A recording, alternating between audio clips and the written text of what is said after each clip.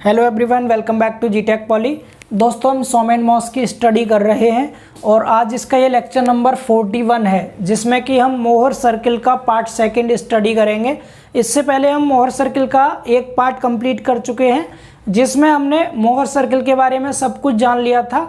मतलब पहले उसकी डेफिनेशन जान ली थी, मोहर सर्किल क्या होता है, उसके द्वारा हम किस किस की वैल्यू फाइंड आउट करते हैं, एंड हमने मोहर सर्किल के 3 इम्पोर्टेंट केस स्टडी कर लिए थे, जिसमें कि हमने किसी भी सिस्टम ऑफ स्ट्रेस के लिए मोहर सर्किल बनाना सीख लिया था। जिसमें सबसे पहला हमने केस देखा था, इसमें मोहर circle for 2 tensile stress, only tensile stress. 2 tensile stress का पहला केस किया था, दूसरा केस हमने 2 कंप्रेसिव स्ट्रेस का किया था, और तीसरा केस हमने 1 टेंसाइल स्ट्रेस और दूसरा कंप्रेसिव स्ट्रेस का किया था। और अब ये इसका अंतिम केस है, यानी लास्ट केस है इसका ये, जिसमें कि हम जानेंगे 2 टेंसाइल स्ट्रेस और 1 शियर स्ट्रेस के लिए मोहर सर्किल कैसे बनाते हैं। ये सबसे इम्पोर्टेंट केस है। न्यूमेरिकल क्वेश्चंस जो एग्जाम्स में आते हैं मोहर सर्किल के, ज़्यादातर इसी केस से पूछे जाते हैं, तो आप बहुत ध्यान से समझेंगे। लेकिन ये तभी आपको समझ में आएगा जब आप इसका पार्ट 1 अच्छे से कवर कर लिए होंगे। तो जो भी स्टूडेंट्स नए हों चैनल पर, पहले आप मोहर सर्किल का पार्ट 1 जरूर देख लें, जो कि लेक्चर नंबर 40 था, जिसमें कि आपको टोटल कॉन्सेप्ट कवर हो जाएगा मोहर सर्किल का। ठीक है, उसके बाद आपको ये बहुत आसान लगेगा। जिन बच्चों ने इससे पहली क्लास को देख लिया था वे यहाँ पर समझ सकते हैं, उनको ईजिली समझ में आएगा। ठीक है, चलिए, तो सबसे पहले आपको क्वेश्चन में क्या दिया जाएगा, आपको एक स्ट्रेस का एक सिस्टम दिया जाएगा। जैसे यहाँ पर कोई एक बॉडी है, ये लाइक डेट, ये कोई बॉडी है और इस बॉडी पर स्ट्रेस लगा रखे हैं। 2 तो टेंसाइल स्ट्रेस होंगे, एक तो लगा दिया एक्स अक्ष पर, इस तरह से एक्स अक्ष पर लगा दिया टेंसाइल स्ट्रेस बाहर की ओर, इसको सिग्मा एक्स बोल देंगे, सिग्मा एक्स। दूसरा लगा है बाई अक्ष पर, बाई अक्ष पर लगा दीजिए इस तरह से। ठीक है, बाई अक्ष पर, इसको बोल देंगे सिग्मा वाई, सिग्मा वाई। नीचे भी लगा है, ऊपर भी लगा है, सिग्मा वाई। ठीक है, ये तो 2 टेंसाइल स्ट्रेस हो गए, एक्स अक्ष पर, बाई अक्ष पर। अब इसमें शियर स्ट्रेस और लगा होगा, और शियर स्ट्रेस का सिस्टम कैसा होता है, शियर स्ट्रेस के साथ साथ कंप्लीमेंट्री शियर स्ट्रेस और उत्पन्न होता है, ये भी आपको समझाया गया था। मतलब अगर हमने जैसे इसको नाम दे दिया, ये प्लेन है आपका ए बी, ये सी, ये डी, मतलब ए बी सी डी, ये A B B C C D और डी ए, इस तरह 4 प्लेन है। इस पर जो लग रहा है, इस पर ऊपर की ओर लगा दिया आपने शियर स्ट्रेस, इस तरह से यहाँ ऊपर की ओर। ठीक है, यहाँ पर आपने नीचे की ओर लगाया इस तरह से। तो एक तो ये कपल की फॉर्म में लगता है, एक तो ये लग गया, जो कि कैसा एंटी क्लॉकवाइज है इस तरह से। अगर मैं एरो को और ऊपर तक ले जाऊँ यहाँ पर इस तरह से, तो आप लोग देख सकते हैं कैसे लगा हुआ है, एंटी क्लॉकवाइज डायरेक्शन में घुमाने की कोशिश करेगा बॉडी को। एक ऐसे है, एक ऐसे है, तो ये ऐसे तो घुमाएगा बॉडी को इस तरह से, यूँ एंटी क्लॉकवाइज डायरेक्शन में। दूसरा इसके अपोजिट डायरेक्शन में लगा होगा, मतलब जिधर एरो है ना, इस एरो की तरफ एरो करके ऐसे ऐसे, सेम इधर भी एरो की तरफ। तो ये कैसे लग गया, एक यूँ था, एक यूँ है, तो ये ऐसे घुमाएगा इसको क्लॉकवाइज डायरेक्शन में। समझ पा रहे ना, तो इस तरह से लगाया जाता है आपका शियर स्ट्रेस। ये क्वेश्चन में लगा आएगा, आपको इसमें परेशान नहीं होना है। अब यहाँ पर ऐसा भी दे सकता था कि ये वाला जो BC पर एरो है ना, ये नीचे की ओर होता, ये वाला ऊपर की ओर होता, फिर उस केस में ये एरो इधर पहुँच जाता, ये वाला एरो इधर आ जाता। वो किसी भी डायरेक्शन में लगा के आपको दे सकता है पहले से।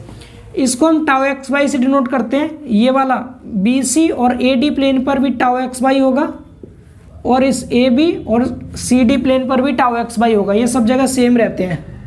ठीक है, कंप्लीमेंट्री शियर स्ट्रेस की आपको डेफिनेशन भी पढ़ाई गई थी।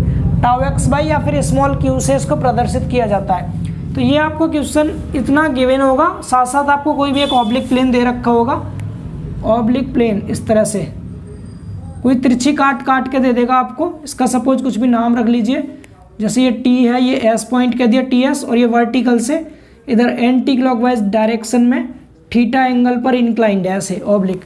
तो ये जो तिरछी काट है ना, इस तिरछी काट पर आपको सभी वैल्यूज निकालनी होंगी, major and minor principal stress, maximum and minimum shear stress, normal stress, shear stress, सब कुछ आप निकालेंगे इस पर। ठीक है, मोहर सर्किल की हेल्प से। तो अब तक हमने जो क्वेश्चंस किए थे उसमें ये टाउ एक्स वाई नहीं दे रखा होता था, ओनली सिग्मा एक्स और सिग्मा वाई होता था। या तो दोनों टेंसाइल होते थे, या दोनों कंप्रेसिव, या फिर एक टेंसाइल और दूसरा कंप्रेसिव होता था। इसको थोड़ा ध्यान से समझना। ठीक है, इधर मैं डायग्राम ड्रा करूंगा और इधर आपको पॉइंट डिस्कस कर लूंगा, ठीक है, इधर समझा दूंगा पॉइंट्स को। तो यहाँ पर सपोज हम डायग्राम बनाएंगे यहाँ पर, ठीक है, और बढ़ा लीजिए, थोड़ा सीधी लाइन खींचते हैं, सही से समझिएगा, ठीक है, एक ही बार में क्लियर हो जाना चाहिए अच्छे से। दूसरा मान लिया हमने यहाँ पर खींच दिया ये, ठीक है। इतना आपको इससे पहले लेक्चर में बताया गया था, ये जो एक्स अक्ष वाली लाइन है ना, अगर दोनों टेंसाइल स्ट्रेस होंगे तो इधर आएंगे टेंसाइल। टेंसाइल को हम पॉजिटिव लेते हैं, कैसे लेते हैं, पॉजिटिव। कौन से, सिग्मा एक्स और सिग्मा वाई, अगर दोनों टेंसाइल है तो ये जो ओरिजिन पॉइंट है मूल बिंदु, इससे इस साइड को खींचेंगे। अगर दोनों कंप्रेसिव हैं तो नेगेटिव लेंगे, नेगेटिव, और कंप्रेसिव में इधर लेंगे इसे, कंप्रेसिव में इधर किसको, सिग्मा एक्स और सिग्मा वाई को, ठीक है। और tau x by y axis पे लिया जाता है इस वाले पर, टाउ एक्स बाई जो है ये वाला, टाउ एक्स बाई हो या फिर कोई भी शियर स्ट्रेस हो, ऊपर नेगेटिव लेते हैं। हालांकि मैथमेटिक्स में ऊपर पॉजिटिव होता है लेकिन यहाँ पर नेगेटिव रहेगा, क्लियर। और नीचे लेते हैं पॉजिटिव, नीचे पॉजिटिव लेते हैं, क्या लेते हैं, tau x by, shear stress जो है टाउ एक्स बाई, यहाँ भी लिख सकते हैं आप क्या, टाउ एक्स बाई, ठीक है। ध्यान क्या रखना है, जो नेगेटिव है ये क्लॉकवाइज वाला होगा, कौन सा होगा, ये क्लॉकवाइज, यहाँ लिख दे रहा हूँ मैं ब्रैकेट में, क्लॉकवाइज, CWS लिख दिया शॉर्ट में। ये वाला जो होगा ये कैसा होगा, ये एंटी क्लॉकवाइज होगा, ये होगा एंटी क्लॉकवाइज, मैं इधर लिख दे रहा हूँ एंटी क्लॉकवाइज, ठीक है, एंटी क्लॉकवाइज होगा नीचे वाला जो पॉजिटिव है। इतना समझ पा रहे हैं। पहला पॉइंट हमारा यहाँ क्या रहेगा, पॉइंट वाइज आप लिखते रहिएगा जरूर। पहला पॉइंट रहेगा हमारा स्केल मानते हैं, जैसा कि कल आपको बताया था। स्केल मानने से मतलब क्या, ये जो स्ट्रेस दे रखे होंगे ना, ये आपको न्यूटन पर mm स्क्वायर में दे रखे होंगे। फॉर एग्जाम्पल मैंने इसको मान लिया ये 40 था न्यूटन पर mm स्क्वायर, ठीक है, सिग्मा एक्स की वैल्यू। टाउ एक्स बाई मान लिया 30 था न्यूटन पर mm स्क्वायर, ये सब दिया जाएगा क्वेश्चन में। सिग्मा वाई मान लिया आपने 20 था न्यूटन पर mm स्क्वायर, ये न्यूटन पर mm स्क्वायर में दे रखे होंगे। लेकिन हमें स्केल मानना, पैमाने में हमारे पास सेंटीमीटर में होता है डिस्टेंस, तो हम इसको सेंटीमीटर में मान लेंगे। सपोज हमने स्केल मान लिया 10 न्यूटन पर mm स्क्वायर को 1 सेंटीमीटर हमने मान लिया, इसको 1 सेंटीमीटर, तो ये सिग्मा एक्स कितना 40 है, तो 4 सेंटीमीटर हो जाएगा, ये 3 सेंटीमीटर, ये 2 सेंटीमीटर। हम लाइन खींचेंगे यहाँ पर, देखो ओ पॉइंट से सिग्मा एक्स के बारे में बताया, ये टेंसाइल हो तो इधर लेंगे, कंप्रेसिव होता तो इधर लेते। कैसा है, टेंसाइल है, इधर नापेंगे, 4 नाप लो यहाँ से आपने 4 मेजर किया, सपोज यहाँ तक आ गया 4, सपोज यहाँ तक मान लिया 4 आ गया। अब पीछे हम क्या लेते थे, जब टाउ एक्स वाई नहीं दिया होता तो इसको OD मानते थे, लेकिन यहाँ पर इसको OM डैश लेंगे, क्या लेंगे, OM डैश, ठीक है। तो हमने यहाँ पर क्या किया, अगला पॉइंट हमारा रहेगा सिग्मा एक्स खींचा हमने OM डैश। बेटा ये पॉजिटिव की तरफ खींचेंगे चूंकि ये टेंसाइल था, पॉजिटिव की तरफ, इतना क्लियर। दूसरा हम सिग्मा वाई खींचेंगे, सिग्मा वाई, ये तो 4 था, सिग्मा वाई 20 है, मतलब 2 सेंटीमीटर, इसका आधा होगा, इसका आधा मतलब मान लीजिए कहाँ आएगा, इसको थोड़ा और इस साइड ले लो, यहाँ कहीं ले लो इसको, यहाँ थोड़ा स्पष्ट बन जाएगा इसलिए ले रहे हैं। तो आधा मतलब यहाँ मान लिया लगभग यहाँ आ गया, ठीक है। यहाँ इसको आपने एन डैश बोल दिया, क्या बोल दिया, एन डैश, बोलिए इतना समझ आ रहा है। तो सिग्मा बाई हमने ON डैश, ये भी टेंसाइल था, इसको भी पॉजिटिव की तरफ लिया है, ये भी तो टेंसाइल है, बाहर की ओर है। कंप्रेसिव होता तो इस साइड लेते हैं, ये आपको बता चुके हैं पिछले लेक्चर में, ठीक है। OM डैश और ON डैश हमने खींच लिया। अब हमारे पास क्या और बचा, हमारे पास टाउ एक्स बाई और है, टाउ एक्स बाई। अब बेटा टाउ एक्स बाई को ध्यान से समझिएगा, थोड़ा ध्यान देंगे यहाँ पर tau x by, because tau x by की वैल्यू सब जगह सेम है। तो अगर आप सिग्मा एक्स वाले प्लेन पर देखें, यहाँ देख लीजिए या फिर यहाँ देख लीजिए, सिग्मा एक्स वाले प्लेन पर कैसा है, ये एंटी क्लॉकवाइज है बेटा, कैसा है, एंटी क्लॉकवाइज है। किस पर, सिग्मा एक्स वाले प्लेन पर, मतलब BC पर। तो यहाँ लिख सकते हैं आप tau x by eight BC, tau x by eight BC पर कैसा है, ये एंटी क्लॉकवाइज है, एंटी क्लॉकवाइज, एंटी क्लॉकवाइज, समझ पा रहे हैं। और BC पर ही हमारा सिग्मा एक्स खिंचा हुआ है। तो सिग्मा एक्स वाला पॉइंट कौन सा था हमारा, सिग्मा एक्स वाला OM डैश, OM डैश, ये M डैश जो हमारा ये है सिग्मा एक्स वाला, M डैश वाला। तो अब हम इसको, इस वाले को जो BC पे लग रहा है ना, इसको M डैश पे खींचेंगे। अब ध्यान क्या रखना है, M डैश पे खींचेंगे। अगर ये क्लॉकवाइज होगा तो M डैश से ऊपर लेंगे, अगर ये एंटी क्लॉकवाइज होगा तो M डैश से नीचे आएगा, समझ पा रहे हैं। तो यहाँ पर कैसा है, ये एंटी क्लॉकवाइज है, ऊपर की ओर एरो है, इधर एंटी क्लॉकवाइज बेटा नीचे की ओर है, तो एम डैश पर नीचे की ओर खींच देंगे टाउ एक्स बाई 30 था, 30 का मतलब 3 खींच दीजिए, 30 का मतलब 3, सपोज यहाँ तक आ गया 3, ठीक है, इतना मान लिया, इतना आ गया 3 यहाँ तक, तो एम डैश एम कह दिया इसको, कितना आ गया, एम डैश आ गया बेटा, नीचे की ओर है, ये एंटी क्लॉकवाइज था तो पॉजिटिव आएगा, एम डैश कैसा आएगा, पॉजिटिव, समझ पा रहे हैं।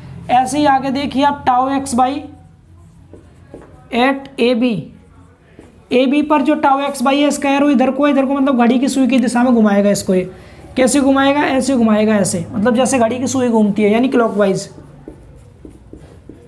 क्लॉकवाइज घुमाएगा, ठीक है। और ए बी पर ही आप देख पा रहे हैं क्या लग रहा है, सिग्मा बाई तो लग रहा है ए बी पर, तो यहाँ पर सिग्मा वाई वाले पॉइंट पे खींचेंगे, सिग्मा वाई वाला पॉइंट कौन सा है, ओ एन डैश था ना, तो एन डैश वाले पे खींचेंगे इसको, एन डैश पर, सिग्मा वाई वाला बेटा क्या है, एन डैश है ना, तो एन डैश पर खींचेंगे। अब अगर ये एंटी क्लॉकवाइज होगा तो नीचे खींचेंगे, क्लॉकवाइज होगा तो ऊपर। यहाँ पर कैसा है, ये क्लॉकवाइज ही तो है, क्लॉकवाइज है तो ऊपर लेंगे, क्लॉकवाइज में ऊपर। अब टाउ एक्स वाई सेम होता है, तो जितना एम डैश है ना उतना ही एन डैश एन रहेगा, जितना ये है इतना ही ऊपर लीजिए इसको, इस तरह से ये दोनों बिल्कुल बराबर होंगे, ये एन हो गया। बोलिए समझ आ रहा है, तो हमने ये क्या ले लिया, एन डैश ले लिया, बट ये क्लॉकवाइज था इसलिए नेगेटिव की तरफ लिया है, नेगेटिव की तरफ ऊपर लिया है, ठीक है। अब यहाँ बहुत ज़्यादा कन्फ्यूजन होती है बच्चों को, एग्जाम में क्या होता है, कभी कभी इस एरो को नीचे लगा देता है, इस तरह से लगा के दे देता है, इसको नीचे, इसको ऊपर, ऐसे और ऐसे, ठीक है। इधर लगा होता है सिग्मा एक्स, इधर लगा होता है सिग्मा वाई, नीचे भी, ठीक है। तो अब अगर मैं इसको देखता इस वाले को, सिग्मा एक्स पर कैसा है बेटा, ये सिग्मा एक्स पर नीचे की ओर है, मतलब क्लॉकवाइज है, सिग्मा एक्स पर क्लॉकवाइज है ये, तो सिग्मा एक्स वाला पॉइंट हमारा ये था, तो इसको क्लॉकवाइज पे लेते हैं, अब माइनस की ओर, ऊपर की ओर, क्लॉकवाइज ऊपर की ओर, यहाँ से एम डैश एम ऊपर जाता, इस वाले डायग्राम के लिए यहाँ जाता, और सिग्मा वाई पर देख रहे हैं आप ऐसे एंटी क्लॉकवाइज है, सिग्मा वाई पर एंटी क्लॉकवाइज मतलब नीचे, यहाँ से नीचे आता, इस डायग्राम के लिए ये वाला पॉइंट ऊपर, ये वाला नीचे आता, अगर डायग्राम ऐसा होता तो। बिल्कुल कंफ्यूज मत होना, मैं आपको एक एक चीज़ क्लियर करके चल रहा हूँ स्टार्टिंग से ही, ठीक है, ताकि कुछ भी आपको प्रॉब्लम ना हो, कैसा भी कन्फ्यूजन ना हो, कॉन्सेप्ट एक बार क्लियर हो जाए कि उससे आप इजीली कर पाएंगे। फिर इतना बताइए, ये चीज़ें क्लियर हुई आपको। अब अगला पॉइंट क्या रहेगा, हमने ये सब वैल्यूज खींच ली, sigma x, sigma y, tau x y सब खींच लिया। अब ये जो हमें मिला है ना एम और एन, इनको आपस में मिला देते हैं बेटा, एम और एन को मिला देंगे आपस में, एम और एन को इस तरह से, ठीक है।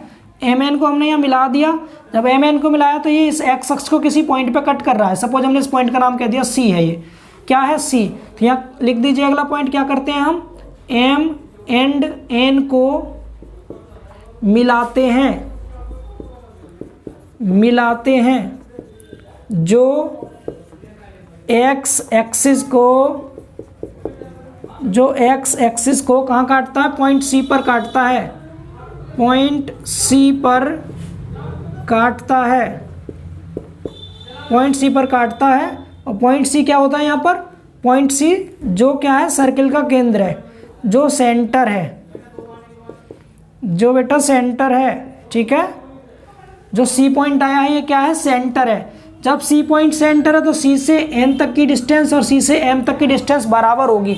इससे पहले जो हमने करा था, जो इससे पिछला केस पढ़ा था, उसमें हमारा ये वाला नहीं मिलता था हमें, तो हम सीधे ओ से डी लेते थे, ओ से ई लेते थे और डी और ई का मिड पॉइंट सी ले लेते थे उस केस में। जब टाउ एक्स वाई दे रखा हो तो टाउ एक्स वाई को खींचने के बाद इनको आपस में मिलाते हैं और ये एक्स अक्ष को सी पॉइंट पे काटता है, सी सेंटर हो जाता है, सी से एन तक और सी से एम तक ये रेडियस होता है।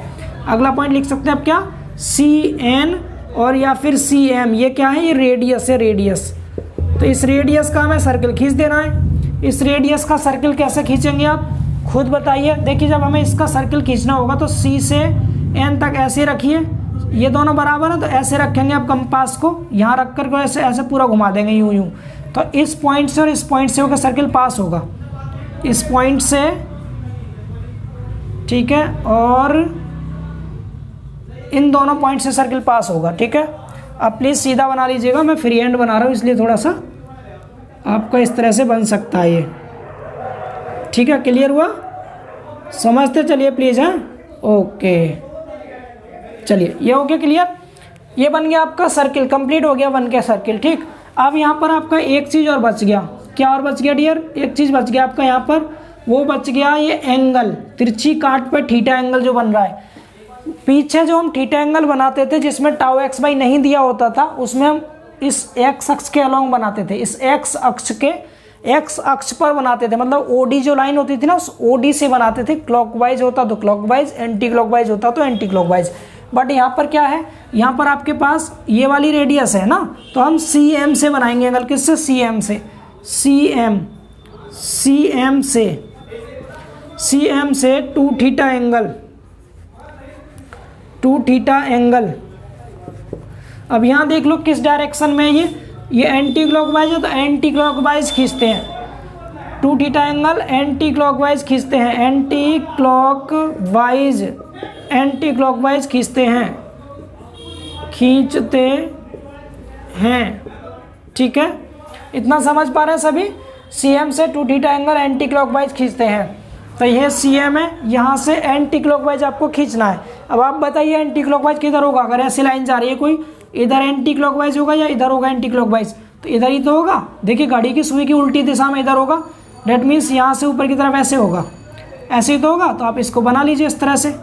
जब आप इसको ऐसे खींचेंगे एंटी क्लॉकवाइज, तो यहाँ होकर लाइन जाएगी यूँ, और यहाँ पर ये सर्किल पे मिल जाएगा किसी एक पॉइंट पे जा करके। ये हमने खींच दिया ना एंटी क्लॉकवाइज डायरेक्शन में। ध्यान ये रखना है, अगर यहाँ एंटी क्लॉकवाइज है तो एंटी क्लॉकवाइज खींचना है, यहाँ क्लॉकवाइज होगा तो क्लॉकवाइज खींचेंगे। मतलब ये अगर ऐसे कटा होता और ये क्लॉकवाइज दिया जाता तो फिर आपका ये ऐसे खींचता और नीचे आती लाइन ये। ठीक है, तो हमने क्या किया, two theta angle anti clockwise खींचते हैं, जो सर्किल के पी पॉइंट पर मिलता है, पी पॉइंट पर मिलता है। कहाँ मिल गया ये बेटा? पी पॉइंट पे मिल गया, पी पर, पी पॉइंट पे मिल गया। अब इस पी पॉइंट से हम नीचे लंब डाल देंगे, परपेंडिकुलर खींच देंगे। पी पॉइंट से क्या खींच देंगे? परपेंडिकुलर खींच देंगे, लंब खींच देंगे। पी पॉइंट से खींच दीजिए परपेंडिकुलर, बिल्कुल सीधा इस तरह से आएगा, सीधा यहाँ पर कहीं। ठीक है, यहाँ एम डैश के थोड़ा इस साइड को, यहाँ पर इसको नाम दे दिया पी डैश पॉइंट मिल गया। कौन सा? पी डैश, ये वाला जो पॉइंट मिला है। समझ पा रहे हैं? पी पॉइंट पर मिलता है। आगे एक नया पॉइंट बना दीजिएगा। पी पॉइंट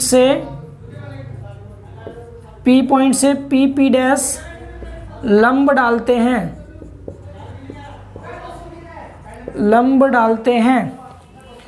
ठीक है, ये इतना कर लेंगे आप लोग। समझ आ गया? अच्छा, आपको बाहर का शोर तो नहीं आ रहा? पता नहीं बाहर किसी में झगड़ा हो रहा है, बहुत शोर सा हो रहा है। तो अगर नहीं आ रहा हो तो बहुत अच्छी बात है, वरना डिस्टर्ब मत होना, फोकस इधर करना प्लीज़, है ना, क्योंकि मुझे काफ़ी आवाज़ आ रही है बाहर से। पी डैश, इतना क्लियर हो गया सभी को? ये आपका कंप्लीट जो स्टेप थे मैंने सारे लिख दिया। आप इसका स्क्रीनशॉट ले लीजिए जिससे कि आपको चीज़ें आसान लगे। लिख लीजिए इसको। नीचे तक दिख रहा है ना? मैं एक बार देख लूँ, नीचे तक दिखाई दे रहा है सभी को? हाँ, क्लियर दिख रहा है, बिल्कुल सही है। चलिए अब देखिए आगे, ये हमारा सर्किल बन के तैयार हो गया। अब हम यहाँ पर देखिए वैल्यूज़ निकालेंगे, सारी वैल्यूज़ को बिल्कुल इसी तरह बनाना है, कोई कैसी भी कन्फ्यूजन नहीं है। ठीक है, सिंपल है। अब इसको हटाते हैं और आगे देखते हैं। चलिए अब देखिए वैल्यूज़ को ध्यान से समझिएगा। ठीक है, यहाँ पर टू थीटा लिख लीजिएगा, ये टू थीटा यहाँ लिख लीजिएगा, ये एंगल टू थीटा है। सबसे पहला पॉइंट पहले निकालेंगे मेजर प्रिंसिपल स्ट्रेस। इसको हम सिग्मा 1 से प्रदर्शित करते हैं। हिंदी वाले बच्चे लिख सकते हैं अधिकतम मुख्य प्रतिबल सिग्मा 1 बराबर कितना आएगा? तो आप सबको बताया, देखो यहाँ पर ये कटता है ना, इसको ओ डी पॉइंट बोलते हैं। जहाँ पर ये सर्किल कटा था इसको ई पॉइंट बोलते हैं। ठीक है, यहाँ पर जो सर्किल कटा है इसको डी, इसको ई। तो ओ से डी तक की दूरी, ओ डी दूरी और गुणा में जो भी स्केल आपने स्टार्टिंग में माना था उस स्केल से गुणा कर देंगे। ठीक है, मतलब ओ से डी तक की दूरी आप नापना। सपोज डेट ये आ गई 5.7 आ गया, मान लो 5.7 सेंटीमीटर आया, तो जो 5.7 सेंटीमीटर आएगा इसको गुणा कर दीजिएगा। स्केल जो भी माना था 10 माना था ना आपने, 10 से, तो आपका इस तरह 57 न्यूटन पर mm स्क्वायर आ जाएगा इसका आंसर। बोलिए समझ पा रहे हैं ना? यानी सिग्मा 1 आ जाएगा आपका निकल के, मेजर प्रिंसिपल स्ट्रेस। इस तरह से ऐसे ही आप क्या करेंगे, आप आगे माइनर निकालेंगे, माइनर प्रिंसिपल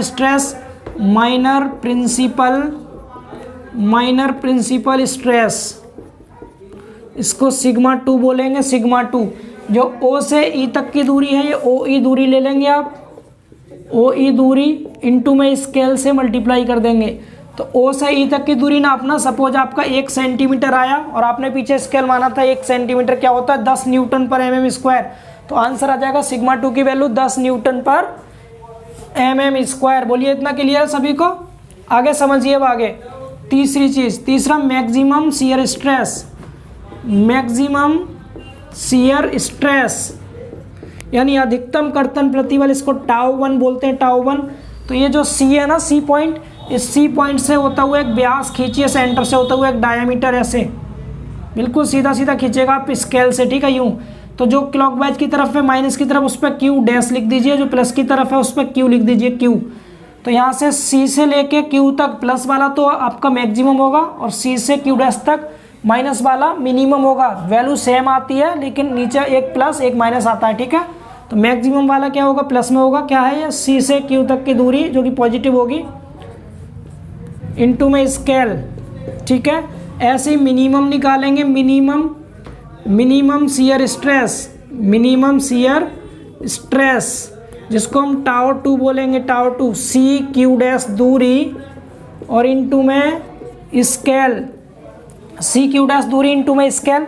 सी से क्यू डैश तक की दूरी नापिएगा, सेम जितनी सी क्यू आई है उतनी सी क्यू डैश आएगी, बट ये ऊपर नेगेटिव रहता है इसलिए यहाँ पर वैल्यू नेगेटिव रहेगी। 4 वैल्यू निकल गई, 5वां निकलेगा हमारा normal stress. Normal stress at oblique plane, oblique plane Hindi वाले बच्चे कह देंगे तिरछी काट पर लंब प्रतिबल, लंब प्रतिबल सिग्मा एन को बोलते हैं, सिग्मा एन।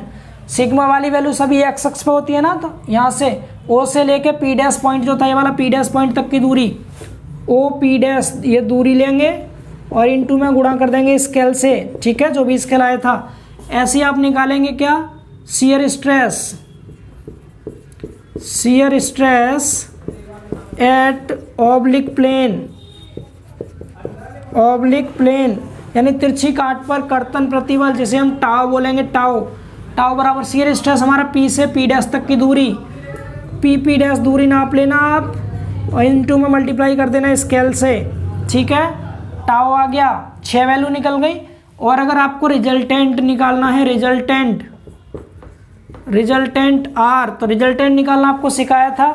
ये जो ओ पॉइंट है ना, इस ओ पॉइंट को पी से मिला दीजिए, ध्यान से समझते चलिए। ओ को पी से मिलाइए और यहाँ पर जो ओ पी दूरी है, O P distance multiply by scale कर दीजिएगा, आपको यहाँ से आर मिल जाएगा। अगर आपको स्लोप निकालना है, आर का slope, slope of resultant, R का स्लोप, तो इसको आप चांदे की हेल्प से नाप लीजिएगा इस अल्फा एंगल को। तो ये अल्फा की जो वैल्यू होगी वो इस रिजल्टेंट का स्लोप हो जाएगा, ठीक है। तो ये सारी वैल्यूज़ हम मोहर सर्किल की हेल्प से निकालते हैं, बहुत आसान तरीके से आप निकाल सकते हैं। तो बस ये केस था आपका जो आपके सामने बना के दिखा दिया है। तो ये काफ़ी इंपॉर्टेंट है, पिछले वाले से थोड़ा सा डिफरेंट था। तो उम्मीद करते हैं आप सबको ये समझ में आया होगा, ठीक है। तो इस लेक्चर में हम इतना ही रखते हैं। अब इसके न्यूमेरिकल क्वेश्चंस बचे हैं, तो इसके न्यूमेरिकल क्वेश्चंस अब आप लोग बुक से करके देखेंगे, ठीक है। हालांकि मैं जो इसके न्यूमेरिकल क्वेश्चंस है उसका PDF आप सबको टेलीग्राम पर सेंड कर दूंगा। अगर आप उनको देख करके खुद से कर पाते हैं, सेम ऐसे ही बनाना है आपको। अब चूँकि बोर्ड पर न्यूमेरिकल सॉल्व करवाना पॉसिबल नहीं है, ये ग्राफ पेपर पे होगा, मतलब या कोई भी ब्लैंक पेपर हो उस पर होगा। स्केल चाहिए आपको, प्रोटेक्टर, कंपास, इन सब की हेल्प से, चूँकि डिस्टेंस को हम दूरी को नाप के खींचेंगे तभी आपका आंसर सही आएगा।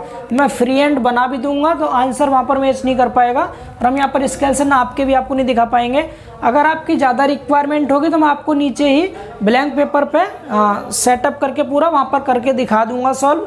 लेकिन मुझे उम्मीद है आप लोग कर पाएंगे, आई थिंक सो कर लेंगे आप इजीली। फिर भी मैं आपको PDF सॉल्यूशन के साथ 3-4 मेन क्वेश्चंस का PDF आपको टेलीग्राम पर सेंड कर दूंगा। उनको देख करके आप खुद से बना करके देखिएगा, आंसर मैच कीजिएगा। उम्मीद है आप लोग कर लेंगे, ठीक है। फिर भी नहीं हो पाता है, कोई भी कैसी भी कन्फ्यूजन होती है, डाउट रहता है, तो आप कमेंट सेक्शन में ज़रूर लिख देंगे। मैं आपको एक छोटा सा लेक्चर अलग से कॉपी पे बना करके शूट करके सेंड कर दूंगा, ठीक है। तो आज के इस लेक्चर में इतना ही रखते हैं, मिलेंगे बहुत जल्द अगले लेक्चर में। तब तक के लिए बाय बाय, टेक केयर।